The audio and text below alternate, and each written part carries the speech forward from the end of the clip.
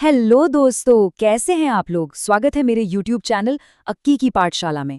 आज हम शुरू करने जा रहे हैं यूपीएसएससी लेखपाल के लिए कंप्यूटर की एक बेहतरीन कंटेंट वाली सीरीज। जैसा कि हम जानते हैं, लेखपाल के पाठ्यक्रम में बदलाव हुआ है और अब कंप्यूटर से पूरे 15 प्रश्न आने वाले हैं। तो ये एक बहुत ही महत्वपूर्ण विषय बन गया है। इस सीरीज में हम कंप्यूटर को बिल्कुल बेसिक से एडवांस लेवल तक कवर करेंगे और साथ में PYQs भी देखेंगे। तो चलिए अपनी नींव मजबूत करते हैं और शुरू करते हैं। किसी भी कहानी की शुरुआत ना उसके नाम से होती है। तो ये जो शब्द है कंप्यूटर, ये आया कहाँ से? ये लैटिन भाषा के एक शब्द कंप्यूटारे से लिया गया है, जिसका सीधा साधा मतलब होता है गणना करना या टू कैलकुलेट। तो अपने सबसे बेसिक रूप में कंप्यूटर बस एक गणना करने वाली मशीन है और बस यहीं से हमारा सफर शुरू होता है। तो इस पूरे विश्लेषण में हम एक तरह से टाइम ट्रैवल करेंगे। हम अपनी यात्रा शुरू करेंगे 3000 ईसा पूर्व के अबेकस से, फिर 1617 में नेपियर्स बोन्स, 1642 में पैस्कलाइन से होते हुए हम 1837 की उस मशीन तक पहुंचेंगे जिसने आज के मॉडर्न कंप्यूटर की नींव रखी, यानी एनालिटिकल इंजन। तो चलिए अपनी कहानी के पहले हिस्से में चलते हैं और देखते हैं उन शुरुआती लेकिन बेहद शानदार मशीनों को जिन्हें इंसानों ने नंबर्स की दुनिया को समझने के लिए बनाया था। हमारा पहला पड़ाव है अबेकस। इसे दुनिया का सबसे पहला कैलकुलेटिंग डिवाइस या गणना यंत्र माना जाता है। सोचिए, करीब 3000 साल पहले चीन में इसका आविष्कार हुआ था। और सिर्फ चीन ही नहीं, मेसोपोटामिया और मिस्र जैसी महान पुरानी सभ्यताओं में भी इसका इस्तेमाल होता था। और हाँ, इसे गिनतारा के नाम से भी जाना जाता है। और एक बहुत ही दिलचस्प बात यह है कि अबेकस की टेक्निक को टिम क्रेनमैन ने और आगे बढ़ाया। उन्होंने दृष्टिहीनों के लिए इसका एक खास वर्जन बनाया। ये दिखाता है कि कैसे सबसे पुरानी टेक्नोलॉजी भी वक्त के साथ बदल सकती है और ज्यादा समावेशी हो सकती है। अबेकस के बाद कहानी में अगला बड़ा मोड़ आता है नेपियर्स बोन्स का। 1617 में स्कॉटलैंड के एक मैथमेटिशियन जॉन नेपियर ने इसे बनाया था। ये हाथी दांत या लकड़ी की बनी कुछ छड़ों का एक सेट था, जिसमें गुणा और भाग जैसी मुश्किल कैलकुलेशन को हाथ से करना काफी आसान बना दिया था। अब हम इतिहास के एक ऐसे पॉइंट पर आते हैं जहां इंसानी सोच ने एक जबरदस्त छलांग लगाई। अब तक जो डिवाइस हाथ से चल रहे थे, उनकी जगह अब मैकेनिकल यानी यांत्रिक मशीनें लेने वाली थी। और इस नए युग की शुरुआत की पास्कलाइन ने।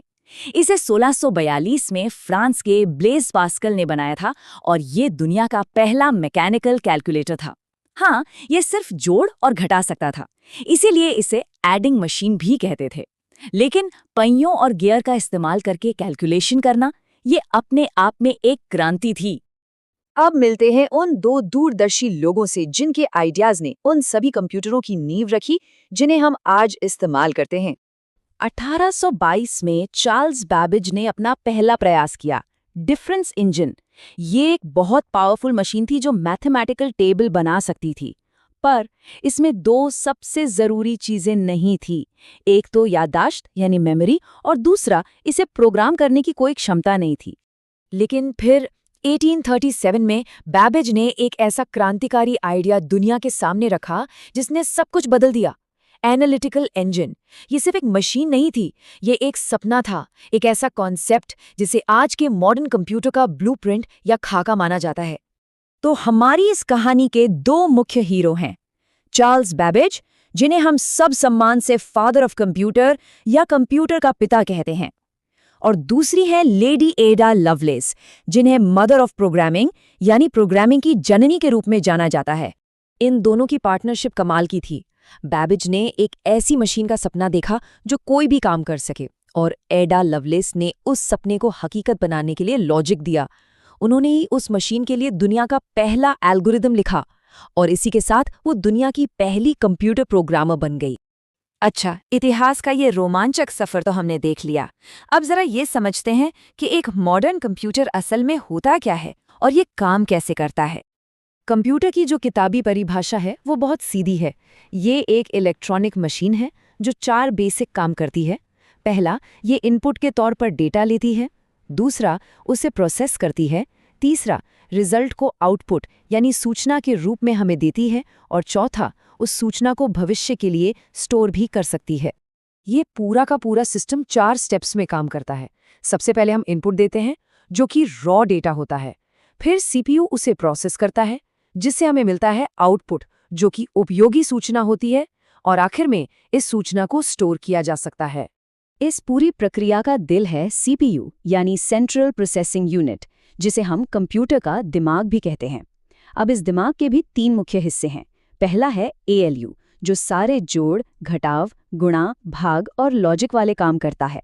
दूसरा है सीयू, जो एक नर्वस सिस्टम की तरह पूरे कंप्यूटर को कंट्रोल करता है। और तीसरा है एमयू, जो डेटा को टेम्पररी स्टोर करता है। एक और बात समझनी बहुत जरूरी है, डेटा और सूचना के बीच का फर्क। डेटा कच्चे माल की तरह है, बिखरा हुआ, जिसका कोई मतलब नहीं। लेकिन जब इसी डेटा को प्रोसेस किया जाता है तो वो सूचना बन जाता है, एक तैयार डिश की तरह, जो व्यवस्थित है और हमारे काम की है। और आज की इस चर्चा को खत्म करने से पहले एक बहुत जरूरी तारीख है जिसे याद रखना चाहिए, 2 दिसंबर। हर साल 2 दिसंबर को वर्ल्ड कंप्यूटर लिटरेसी डे, यानी विश्व कंप्यूटर साक्षरता दिवस मनाया जाता है। इसकी शुरुआत 2001 में NIIT ने अपनी 20वीं सालगिरह पर की थी। इसका मकसद है डिजिटल दुनिया के बारे में जागरूकता फैलाना और एक बेहतर डिजिटल भविष्य बनाना। तो आज की इस यात्रा से कौन सी मुख्य बातें हमें याद रखनी हैं? पहली, कंप्यूटर का असली मतलब है गणना करना। दूसरी, अबैकस दुनिया का पहला गणना यंत्र था। तीसरी, चार्ल्स बैबेज कंप्यूटर के पिता हैं और एडा लवलेस पहली प्रोग्रामर। और सबसे जरूरी, एनालिटिकल इंजन ही आज के मॉडर्न कंप्यूटर का असली ब्लूप्रिंट है। हम अपनी बात यहीं खत्म करते हैं, लेकिन एक सवाल के साथ। इतिहास ने हमें आज का कंप्यूटर दिया, ये तो हम जानते हैं, पर आने वाले कल का, भविष्य का कंप्यूटर कैसा होगा? इस पर सोचिएगा जरूर। हमारे साथ जुड़ने के लिए धन्यवाद।